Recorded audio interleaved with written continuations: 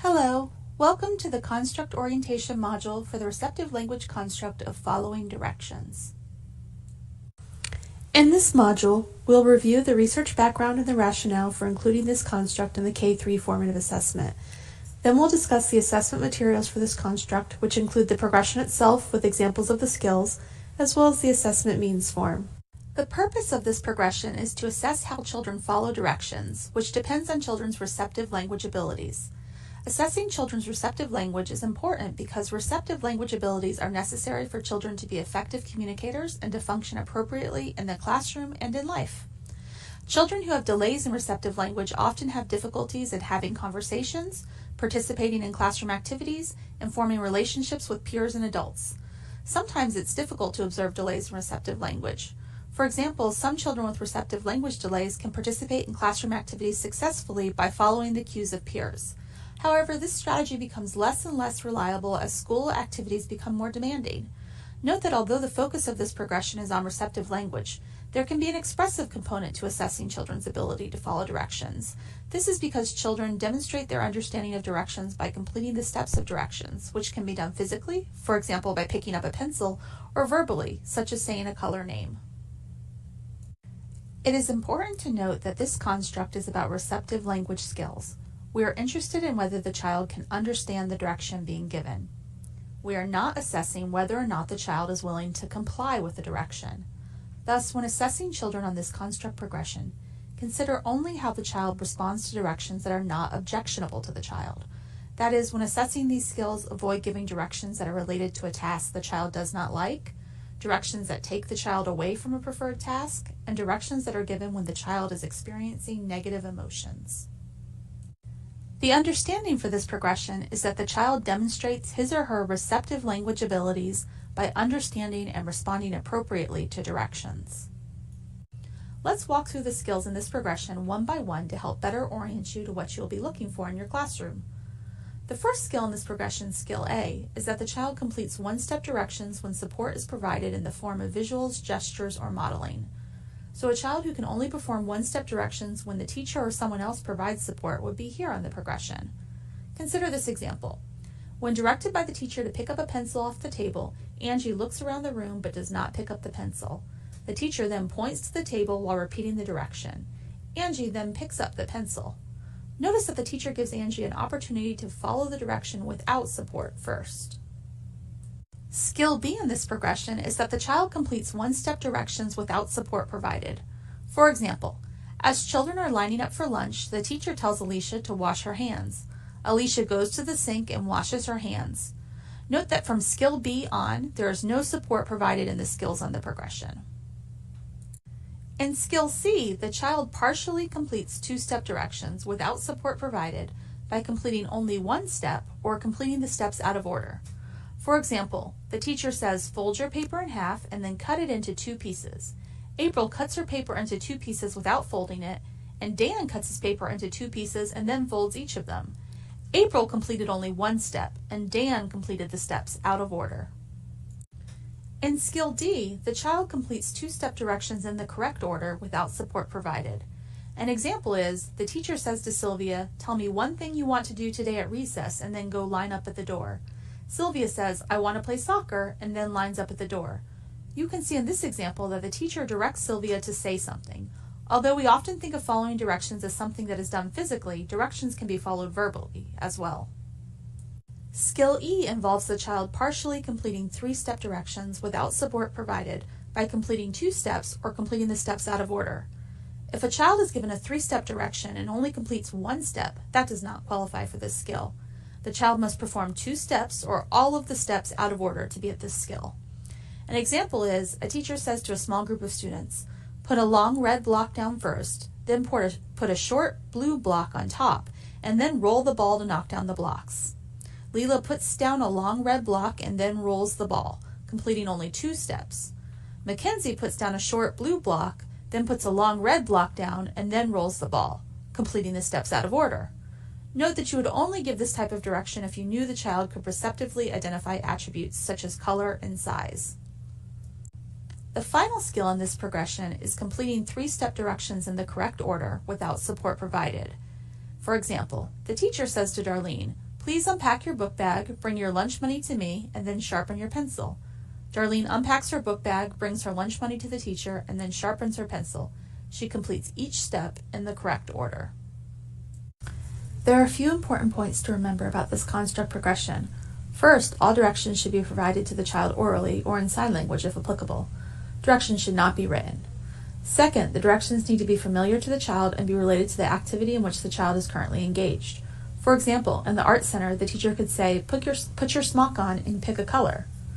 Third, each step contained in the directions should be an action or verbalization that the child is able to demonstrate when presented in isolation from other steps. For example, the teacher should not ask a child to count to 5 if the child does not know how to count. Fourth, when collecting evidence, the teacher should not provide supports to the child, such as modeling visuals, gestures, repeating the directions, until after the directions have been given and the child has had the opportunity to respond independently. This means that teachers should ensure they have the child's attention before providing directions so that the teacher can be sure the child heard the directions. Fifth, make sure that when a child follows directions, he or she is not just copying what a peer is doing. Additionally, be wary of giving directions related to routine actions. For example, if, when they arrive at school, the children always hang up their backpacks in their cubbies and then sign in by writing their names, don't give that direction as a child enters the room. The child may perform those behaviors out of habit. Finally, remember that a child should be able to consistently follow directions at a given skill level to be assigned that skill level. For example, if a child only sometimes follows 2-step directions, then that child should not be placed at skill D.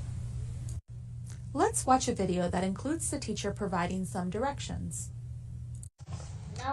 So Eric can go and add more information about fruits. What does he know about fruits? Some of you are ready to start your writing. Some of you are finishing your bubble maps. When you get yours, you can go quietly find your spot to work. Eric? Eric wants to copy. If that's what you need to do. Tyrese, you have one more label. Looks like 2 more labels. Bless you. 2 more labels. Jose, Luna.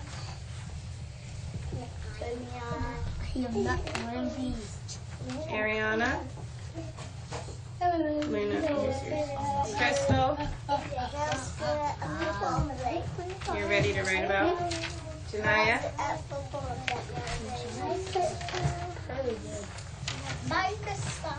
Okay.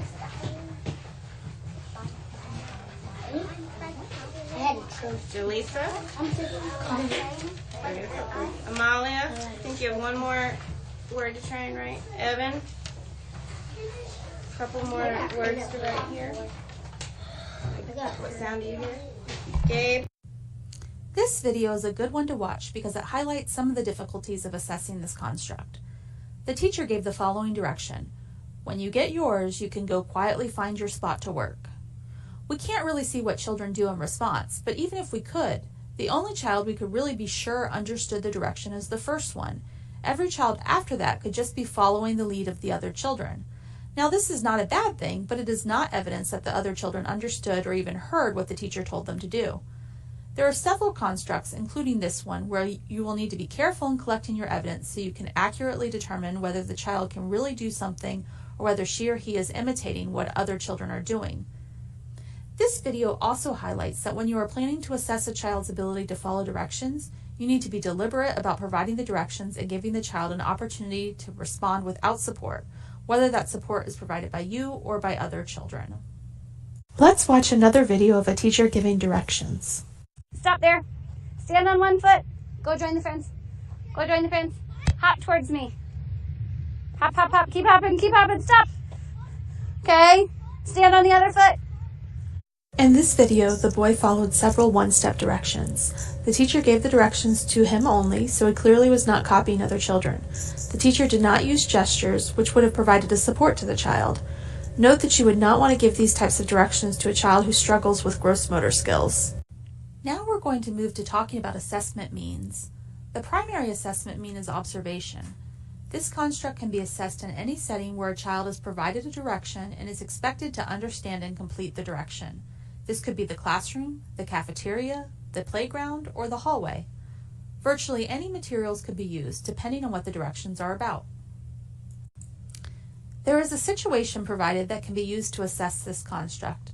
The situation is a small group activity in which the teacher provides children with directions related to an art activity. The teacher starts with a one-step direction. First, take an animal book from the book basket. The teacher then provides a two-step direction. Now, open your book to a page that shows a picture of an animal that you want to draw, and then take a marker from the basket. Finally, the teacher provides a three-step direction. Now, write your name on the paper in front of you, turn the paper over, and then draw a picture of the animal you picked. The teacher collects evidence after each direction is given, noting which children follow the direction independently, which children partially follow the direction, and which children needed support. Remember, only provided support after you have given the child an opportunity to respond independently. Also keep in mind that the purpose of this activity is to measure children's ability to follow directions, not their writing or drawing skills. We cover how teachers can document their evidence for each construct progression on documentation forms and in the platform in a separate module. We do want to point out that we have developed watch-fors for each construct, which are brief reminders and keywords that help differentiate the skill levels on the progression. These can be found on the documentation forms as shown here.